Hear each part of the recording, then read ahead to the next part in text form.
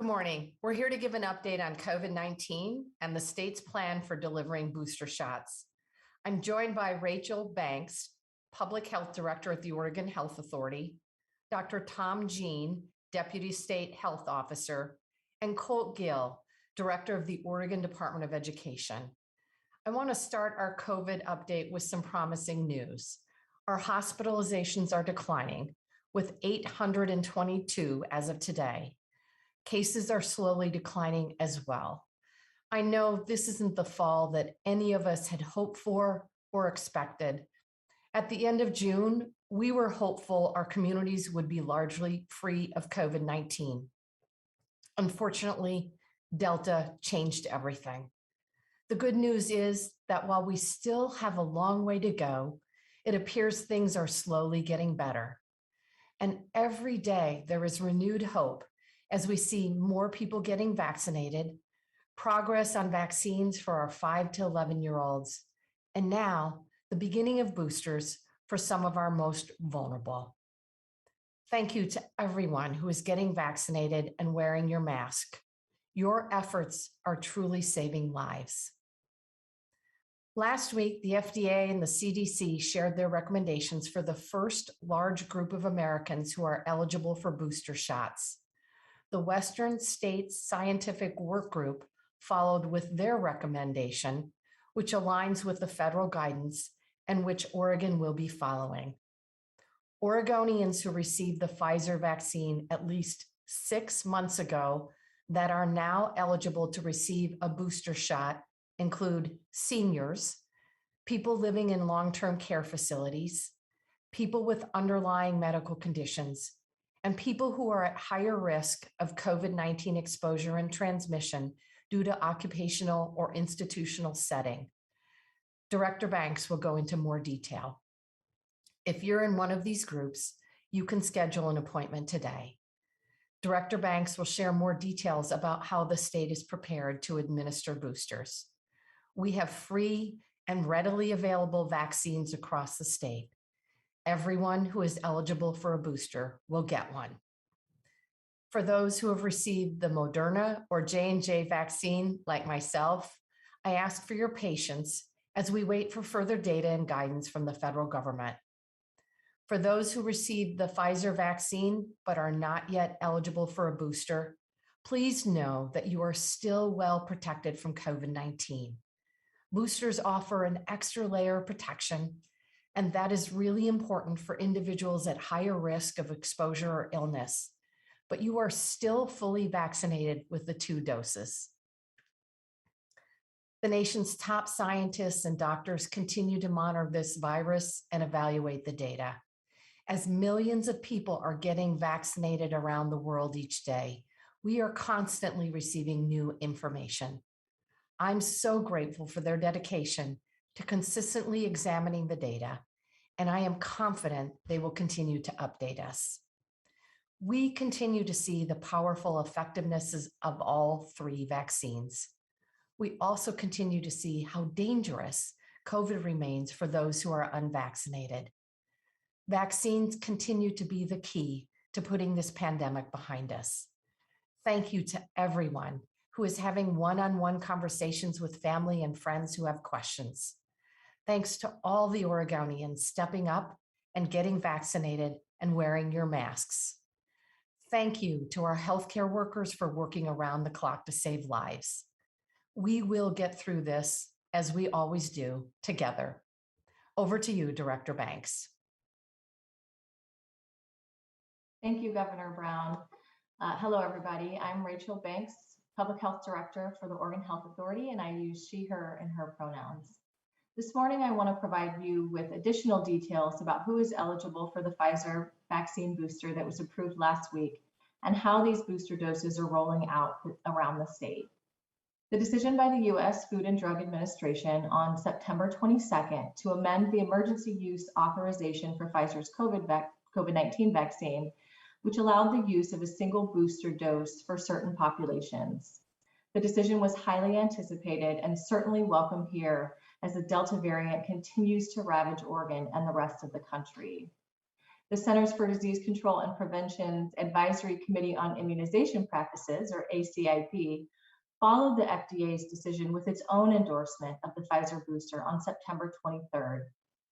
And finally, the next day, the Western States Scientific Safety Review Work Group made its own confirmation of the booster and recommended its use to Governor Brown and the governors of Washington, California, and Nevada.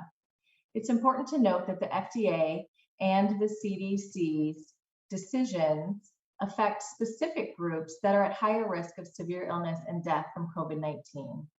They recommend the Pfizer booster 6 months after completing the Pfizer vaccine series for those who are age 65 and older, living in a long-term care facility, and age 50 to 64 with underlying medical conditions. The Western States Scientific Safety Review Work Group expanded on the federal recommendations supporting the use of the Pfizer booster after 6 months of completing the Pfizer vaccine series among people 18 to 64 who have underlying medical conditions and who are in occupational or institutional settings that put them at a higher risk of COVID-19 exposure and transmission.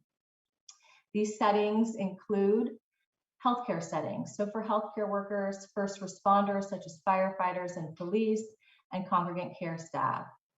Those who work in educational settings such as teachers, support staff, and daycare workers. Food and agricultural workers, manufacturing workers, those who work in correction settings, the U.S. Postal Service, along with public transit workers and grocery store workers. In short, people who were in phases of 1A and 1B during Oregon's rollout of the primary COVID-19 vaccinations last December and throughout earlier this year are now eligible to receive the Pfizer booster if they want it, and if they received their immunization at least 6 months ago. People may remember in Oregon, our phase 1A and 1B prioritization included all patient-facing healthcare staff, such as food service and housekeeping staff at hospitals, and not just medical workers. We included workers who treat high-risk patients in outpatient substance use treatment programs, those who provide non-emergency medical transportation or work in hospices. We included those with intellectual and developmental disabilities and those who care for them. And we adjusted our phase 1 rollout to make it concurrent to simplify the process so that all eligible workers would be eligible at once instead of having to wait in a prioritized line. Our expanded definition and our revised schedule are a demonstration of our continued commitment to equity, and were intended to protect our most vulnerable residents and to reduce health inequities. I want to remind everyone who fits in these original categories and received a Pfizer vaccine more than 6 months ago, you are eligible today. Please talk to your healthcare provider and consider getting a booster shot. As a public health leader supporting OHA's effort to end health inequities in Oregon by 2030, I'm encouraged by the Western States Work Group's alignment with the CDC and acknowledging the effects of long-standing health and social inequities on the risk of severe COVID illness from COVID-19, particularly among our Black, Indigenous, people of color, and tribal communities. The work group's recommendation that social determinants of vulnerability be included in the assessment of medical conditions that qualify individuals for booster doses will help us ensure that these communities that have so tragically shouldered an unfair burden during this pandemic are prioritized to receive the booster. Oregon is looking at how we take these factors into account so we can prevent our booster program from suffering some of the same inequities that we've seen in the rollout of the initial doses. Now I'd like to touch briefly on the rollout of the Pfizer booster and vaccine supply in Oregon. At this time, the supply of the Pfizer vaccine in Oregon is strong. There are more than 800,000 doses of the Pfizer, Moderna, and Johnson & Johnson vaccines, including more than 400,000 Pfizer doses that are available in inventories across the state. At this time, we estimate that approximately 300,000 people are currently eligible for a Pfizer booster. Oregon Health Authority and the Centers for Disease Control are watching vaccine orders closely based on each site's reporting about their inventory and utilization. Using those criteria, we're able to maintain in vaccination sites anywhere from 2 to 4 weeks supply of vaccine, whether they're for boosters, first or second doses. Vaccines continue to come from federally purchased supplies directly to vaccination provider sites or in some cases, from the regional vaccine redistribution hubs that OHA has set up to serve every part of the state. As a result, we don't anticipate any challenges for people who qualify and want to get the Pfizer booster, or for anyone who is currently unvaccinated who wants any of the doses of the 3 available vaccines. We continue to see good access for people seeking vaccination appointments or who simply want to drop in and get their shot. The larger concern is ensuring the capacity of clinics, pharmacies, local public health systems, and other vaccinators to manage the logistics of serving vaccination sites and ensuring access across the general population and focus settings to reach the people seeking vaccine doses when they want them. OHA's vaccine operations team continues to engage with these vaccination sites and is looking at whether staff brought into Oregon to cover the surge in hospitalizations can be maintained to add workforce capacity to our fall vaccination efforts. We're also engaging with local public health authorities and community-based organizations to identify locations and potential operators as needed for larger scale vaccination sites. We'd want these sites in or very near neighborhoods that have been disproportionately impacted by COVID. And we're also working with organizers to incorporate child-friendly services wherever possible, anticipating that there may be authorizations for ages 5 to 11 sometime this fall. So if you're eligible and you want to get the Pfizer booster, I encourage you to visit getvaccinatedoregon.gov to find a vaccine clinic near you. If you're not yet eligible for the Pfizer booster, if you're among the high-risk groups, but it hasn't been at least 6 months since completing your Pfizer vaccine series, we ask that you be patient and wait your turn. And if you've completed the first and second doses of the Pfizer or Moderna vaccines, or the single dose of Johnson & Johnson vaccine, congratulations. Even without a vaccine booster, you are still considered fully vaccinated and very well protected from COVID-19. Finally, I want to echo the words of the CDC Director, Dr. Rochelle Walensky, who emphasized that the Pfizer booster, while an important step in providing additional protection to the most vulnerable, is no replacement for continuing our work to help people who are unvaccinated get their first and second doses of the vaccine. As she told reporters last week, we will not boost our way out of this pandemic. 78% of Oregon adults have been vaccinated so far, and that's an important step in reaching the critical threshold that we need to loosen COVID-19's grip on our state. But we can do even better and more equitably. So we need everyone who has not yet been vaccinated to do so at their earliest opportunity. Getting vaccinated, along with continuing to wear masks, keeping our distance from others, and avoiding gatherings, is quite simply our state's ticket out of this pandemic. And with that, I'll turn it over to Dr. Tom Jean.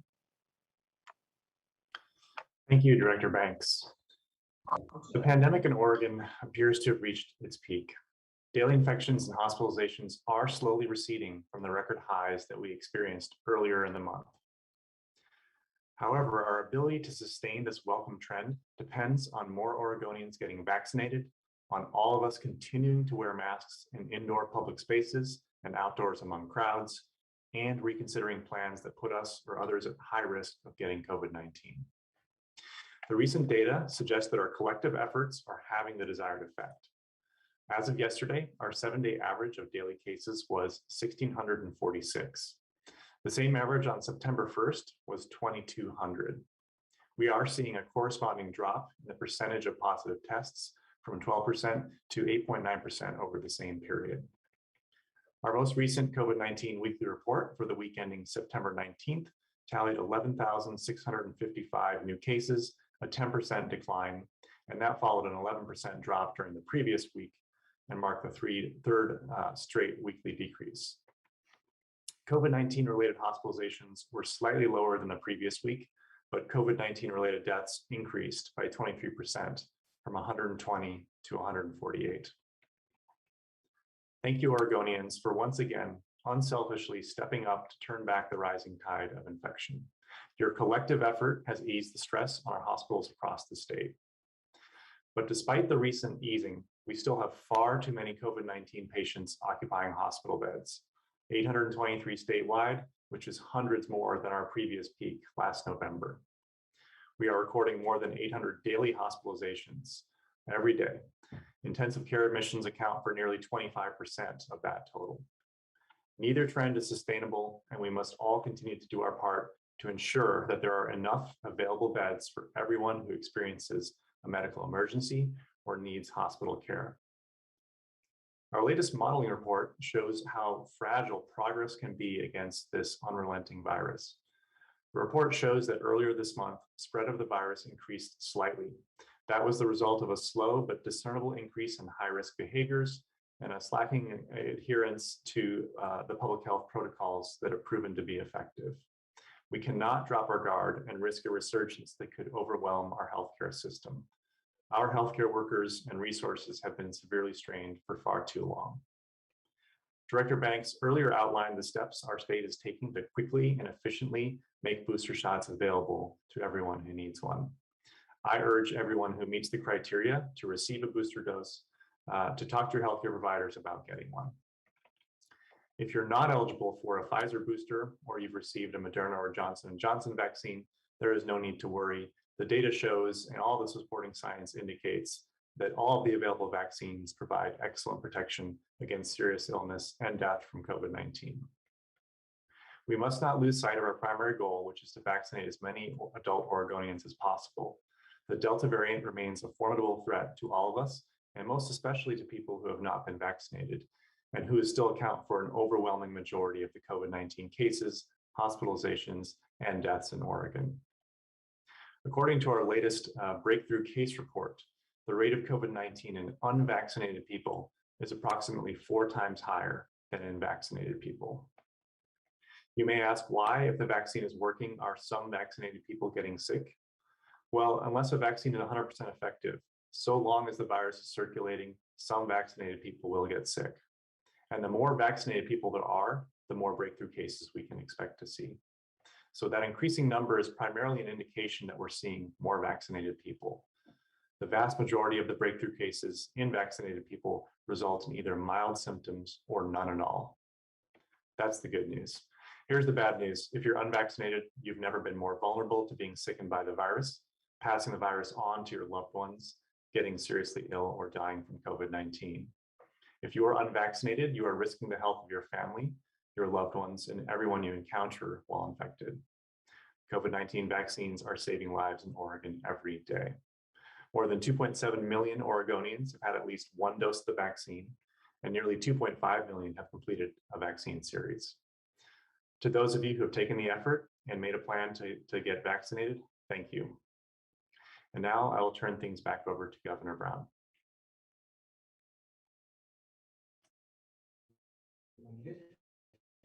Thank you, Dr. Jean. Really appreciate you joining us today, Dr. Banks. It's great to have you here as well, and really appreciative of Director Gill taking time out of his busy schedule. With that, Charles, we're ready for questions.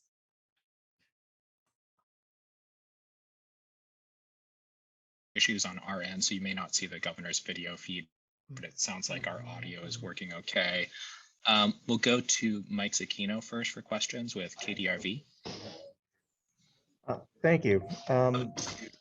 This is a question probably best for Director Banks or Dr. Jean. People who have had COVID-19 have asked why they need to get a vaccine, since presumably they are now protected against COVID-19. Can Dr. Jean or Director Banks answer why the vaccine is necessary even for those who have had COVID-19? Yeah, thanks for your question. I can address that. We are seeing some emerging evidence that people who had COVID-19 infection do have some level of immunity. They develop some level of immunity to the virus. What I can tell you is right now that evidence is not clear enough, and it's not solid enough for us to really rely on it. And we also know that with all the studies that have been done in millions of people who have now gotten the vaccine worldwide, we know very well the level of immunity that we can expect from the vaccines, and we know that they're very safe. And they're safe in people who have already had COVID-19 infection. Those people, in fact, will have extremely robust immunity if they get the vaccine after having had the infection. So we will continue to reevaluate evidence as it comes out. But for now, we're really focused on the clear evidence that we have for the vaccine induced immunity. The other concern is that it's difficult to assess the whole range of immunity from somebody who might have had very mild infection or no symptoms at all the way up to somebody who may have been in the hospital or ICU. Those may actually result in different levels of immunity, and it would be difficult to operationalize or assess how to account for that at this time. But we'll continue to reevaluate. Thanks, Mike. We'll go next to Kelly Azar with K2. Go ahead, Kelly. Good morning. Thank you so much for taking the time today. I have a question for Governor Brown. It's a two-part question for Governor Brown, and hopefully, I believe Colt Gill from ODE is on this call, but I couldn't see him, so I apologize if I'm wrong or right. My question is about schools. We've seen a number of schools have to close their doors, go back to distance learning with just a handful of cases, maybe even less than that, but it's the quarantines that is causing the stress on the systems. Are we making any adjustments to ensure that kids don't have to, by the hundreds, quarantine, or schools don't have to get interrupted like they did up here in Reynolds High School just a couple weeks ago? And then my other question is, with the vaccine deadline looming, we're less than a month away for teachers. How are we going to handle that? How are schools being directed to handle that if come October 18th, teachers are not vaccinated? I'm going to turn both of those questions over to Director Gill, and I'll back clean up if needed. Director Gill. Great. Thank you, Governor Brown. So to the first question, I do want to make clear, Oregon has over 1,300 public and private schools, and we've only had to date about 4 schools that have closed their doors entirely and gone to distance learning for a short period of time.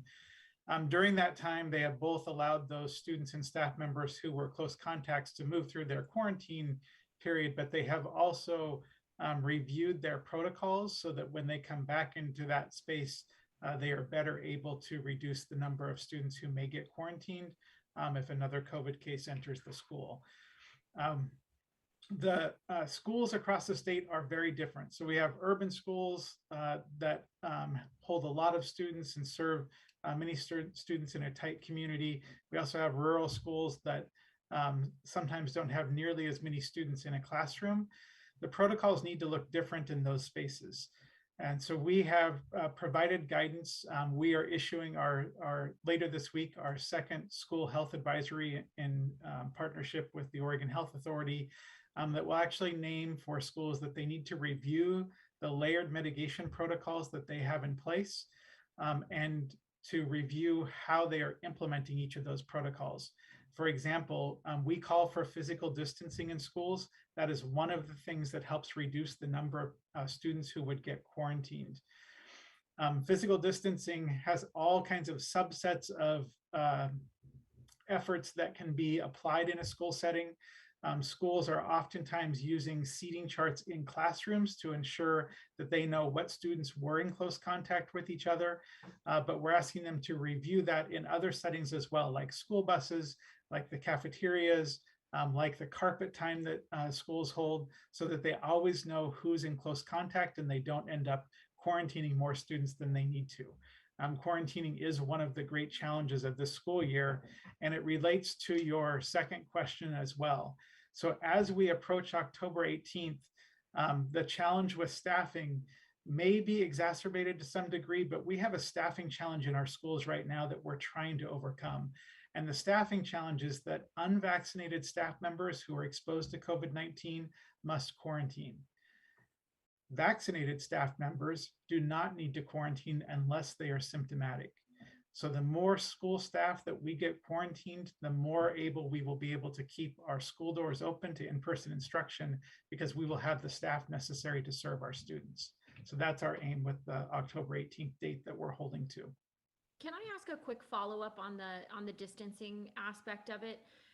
We talked earlier this summer a number of times about how the goal was to limit the number of quarantines, and the masking, the distancing of 3 feet were steps that would limit that. We're seeing, I mean, here in Reynolds, over 100, more than that, students had to quarantine. What went wrong? And do we need to reassess as a whole as opposed to individual districts reassessing their mitigation plans? I think you look to the evidence. So Reynolds is one of hundreds of high schools in Oregon that closed again temporarily, both to serve those students during their quarantine period and to rethink their protocols. But we have hundreds of schools that are open and have remained open and have worked through these challenges.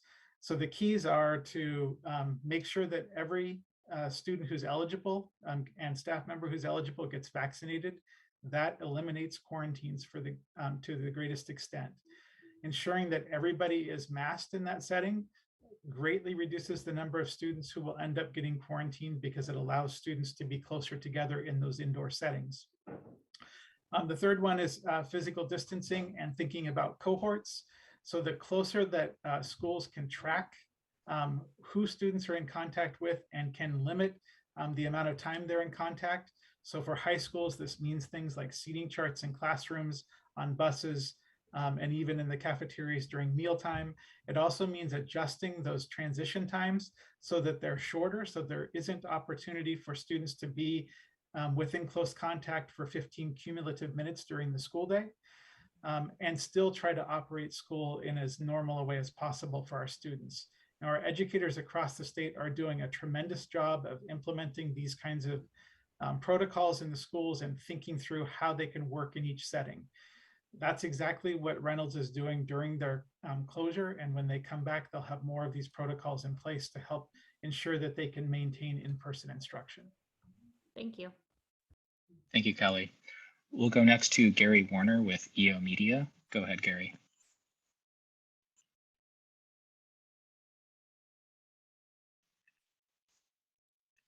Gary, are you able to unmute?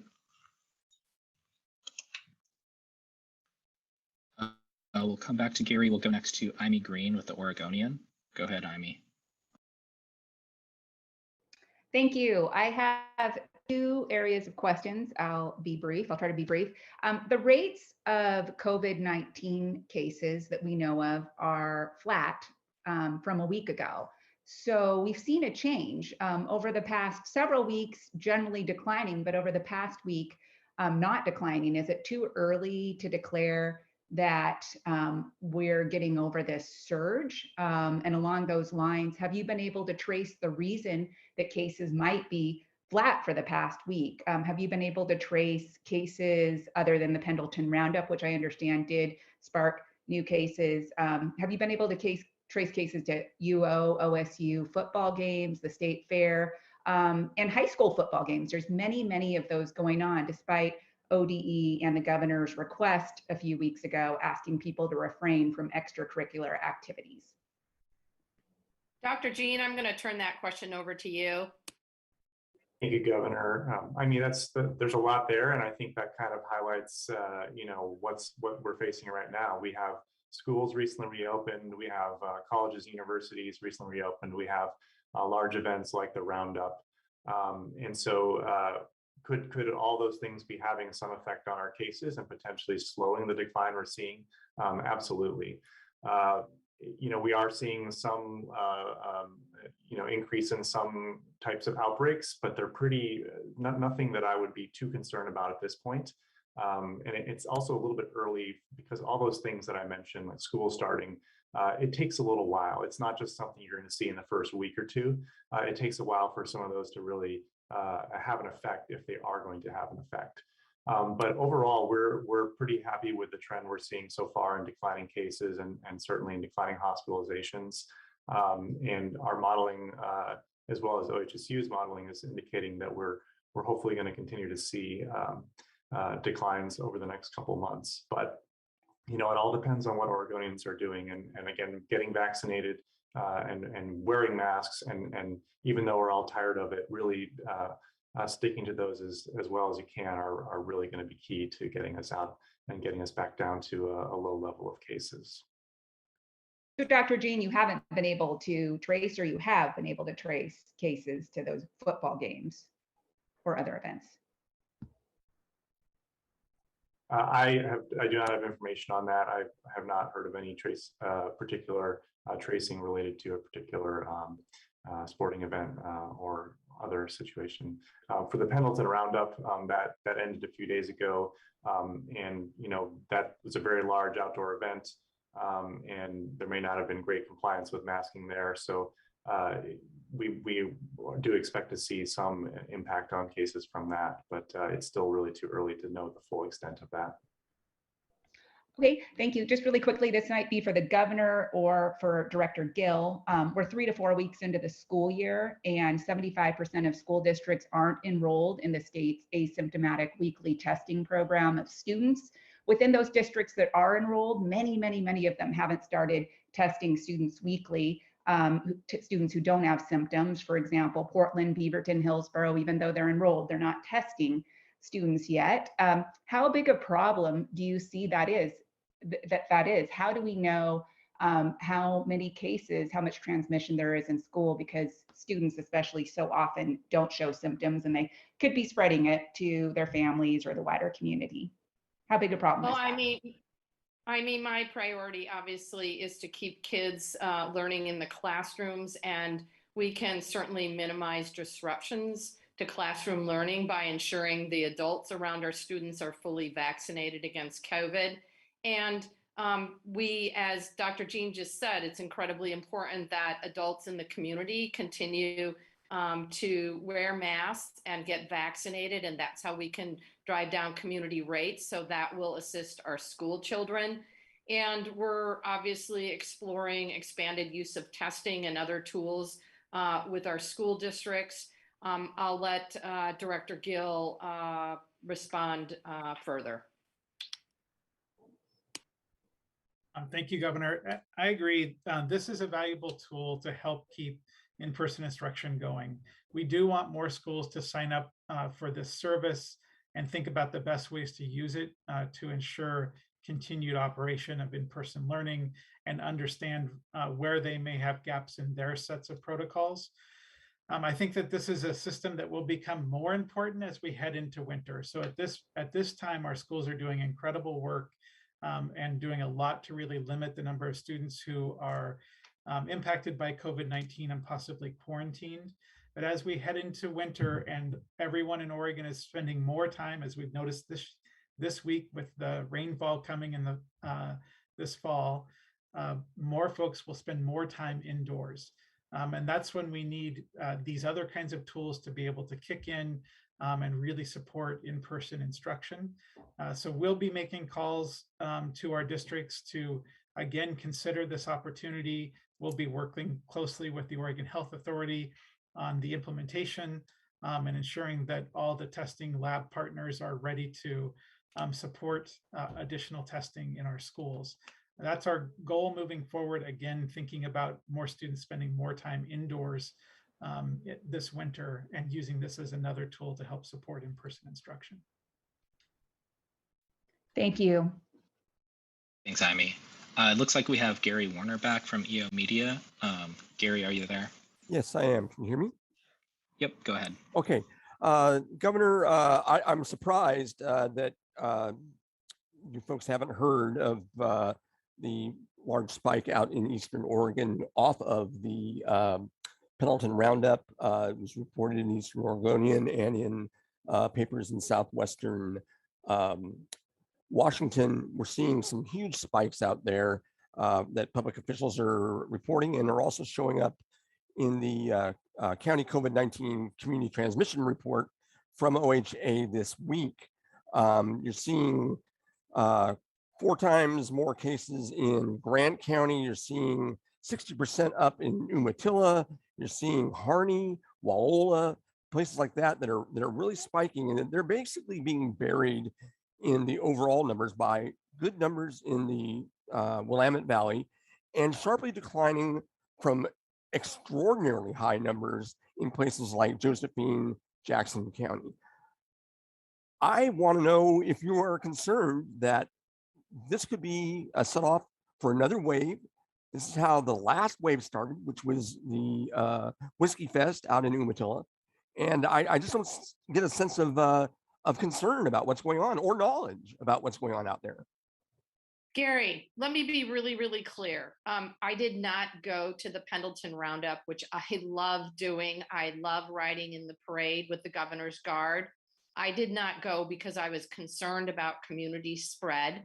And I am well aware that we are seeing a spike in cases in Umatilla County and Walla Walla, Washington, yes, Wallowa County, as a result of the Pendleton Roundup. It is a little early. The roundup, my recollection, ended September 19th. So I am very, very concerned. We know that our rural communities more generally are more medically vulnerable, do not have the extensive healthcare capacity that we have in Metro Oregon. And honestly, very concerned about the capacity of healthcare workers themselves. They have been working day in and day out for the last several weeks, providing incredibly valuable patient care, life-saving care. And to have an additional surge on top of it is incredibly frustrating, I'm sure, for them after they have worked so hard. So we will continue to provide support to our hospitals and healthcare systems around the state. I think you're aware that we contracted in over 600 medical specialists and nurses, and we still have ongoing 1,500 National Guard members to support our hospitals and our long-term care facilities. We are coordinating that care at a statewide level to make sure if more beds are needed in rural Oregon, that folks can be transported to other hospitals that may have some bed space. So no, I'm gravely concerned. I am pushing forward on our vaccine requirements for healthcare workers because we have a really stark choice right now. A vaccinated workforce that can continue to work through our COVID surges, like the one we're likely to see again from the Pendleton Roundup, or an unvaccinated workforce that's depleted by quarantines and illness. So yes, I'm incredibly concerned. I guess, looking at OSCAP this morning, I think you've got 5 ICU beds east of the Cascades. You've got 1 in Region 7, which is basically Central Oregon around St. Charles Hospital out of 54. I was expecting something more, I guess, today, other than the booster news and things like this. You're not planning on taking any state actions on these things, and I'm going to have to ask: did you make a mistake, or did somebody make a mistake in allowing the Pendleton Roundup to go ahead as it did? So Gary, let me be really, really clear. We have some of the strongest safety protocol in the entire nation. We are requiring masks indoors in public places, like the Letterbuck room, right? When people are not actively drinking and eating. And we are requiring masks in outdoor locations. If you watch an Ohio football game in Ohio, those stadiums filled with 100,000 people, there is hardly a mask there. That is very different here in Oregon.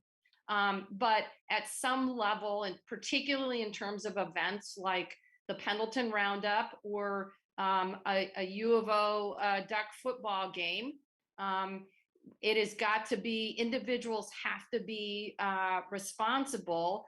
And I have asked Oregonians time and time again to be considerate and kind to their fellow Oregonians. The level of burden that we are having in our state right now in terms of infection rates, that's why it's challenging to keep kids in schools in some of these districts. It's so incredibly important for Oregonians to wear masks and to get vaccinated if you haven't done so already. Director Banks, would you like to add anything? Sure. Thank you for the question, Gary. and for raising the sense of urgency that we do have, particularly in low vaccinated communities. In addition to the safety measures that the governor talked about, it's not lost on us that where we're seeing some of these spikes are also in communities that have low vaccination rates. I can say that I know that the public health workforce in Eastern Oregon is working extremely hard. I personally, along with Dr. Seidlinger, meet with them every month to hear how it's going. And I know that they're doing everything that they can, but it really is incumbent on Oregonians to get vaccinated and be wearing those masks indoors and outdoor in crowded settings. If I could just chime in here, Gary, I did not mean to imply that we were not seeing a spike in cases in Eastern Oregon. We certainly are. I just was trying to emphasize that it's a little too soon to really see the full impact of some of those events. And then also in terms of hospital capacity, as you've heard and you've seen, we are concerned about that, and we're seeing more of a flat trend or even a slightly increasing trend in some of the Eastern Oregon hospitals. And I've heard personal stories recently of people's loved ones who needed high-level care, who would have to either forego that care in Eastern Oregon or be flown to somewhere else, which is really what we're trying to avoid here. So just to reiterate the importance of supporting our healthcare system and everybody doing their part by getting vaccinated and wearing masks. Thank you, Gary. Actually answer Gary. the questions, but I'll let it go. Thanks, Gary. We have time for just 2 more quick questions. So we'll go next to Ariel Yacobazi from KZI. Go ahead, Ariel. You almost got it there, Charles. Good job. Hi, guys. I tried. That's okay. It's a lengthy last name. Yeah, I'd like to thank everybody for, answering questions and being here today and, answering our questions. So my question is, we tried to do a couple stories on this, but, haven't really succeeded. Why has testing for COVID-19, like, going to the pharmacy to get a test, become so scarce in the state over the past few weeks? You can get those at-home testing kits, but for those who want to set up an appointment at, like, let's say a pharmacy or like a CVS pharmacy or a Walgreens pharmacy, it's a few days of a wait for them to get vaccinated or tested, excuse me. Do we know why that's happening? Director Banks, can you pick up that question, please? Sure, and Dr. Jean, please feel free to chime in. I mean, we have seen a variety of shortages in testing that relate to supply chain and other issues. I know we've been in conversation with the Centers for Disease Control and the White House there, as we've heard a couple of weeks ago. Part of Biden's administration plan was to increase testing and to understand the supply chain in there as well. So those are some of the issues that we're keeping our eyes on. Dr. Jean, is there anything you'd like to add? Yeah, things were looking so good early in the summer, and I think that really affected the supply chain for tests because companies that produce tests made some decisions back then that we're still dealing with today. And so there is a national shortage of some of the tests. And also we're in the midst of our largest surge ever in the pandemic. We're almost 2 years in, and this is the largest surge. And people are getting tested because they have symptoms, because they are exposed, and so that uses up a lot of tests that just make it harder to have them available in pharmacies and communities. But it is something we are working on because testing is an important part of our response for sure, both for the public and for individuals. Thank you very much. Thanks, Ariel. We have time for one last quick question. So we'll go to Amelia Templeton with OPB. Go ahead, Amelia. Yeah, my question is about the Johnson & Johnson vaccine. Governor Brown, what is your plan to get a booster for yourself, given that vaccine has been shown to be less effective for people of all ages? And sort of second, isn't that the core equity issue here? Shouldn't we be really advocating for boosters for people who got the least effective vaccine and who may have gotten it because it was a single shot and it was more convenient for them? Thanks, Amelia, for the question. I, along with millions of other Americans, am really grateful to have received the J&J vaccine. And I am seeing and hearing at the national level, medical experts and healthcare professionals doing the research needed to determine whether those of us who got a J&J vaccine or frankly the Moderna will need to be boosted.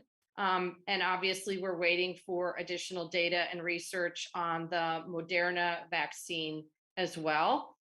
So I am waiting for our national experts to determine that folks like myself need to be boosted.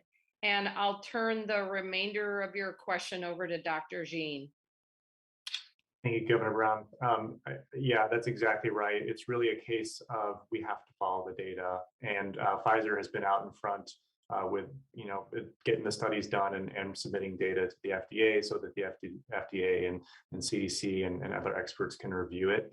I believe that the Moderna and J&J vaccine booster studies are underway, and I think it's just going to be a question of time for those companies to get their data submitted so that we can have authorized boosters for them as well.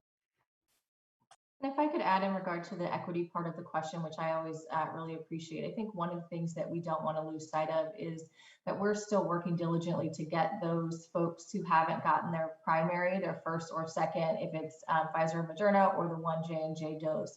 Those are the folks who are at by far and away at an increased risk. And we know that we have inequities there along geographic and along racial lines. Thanks, Amelia. That's all the time we have for questions today. Thank you, everyone. Thank you all.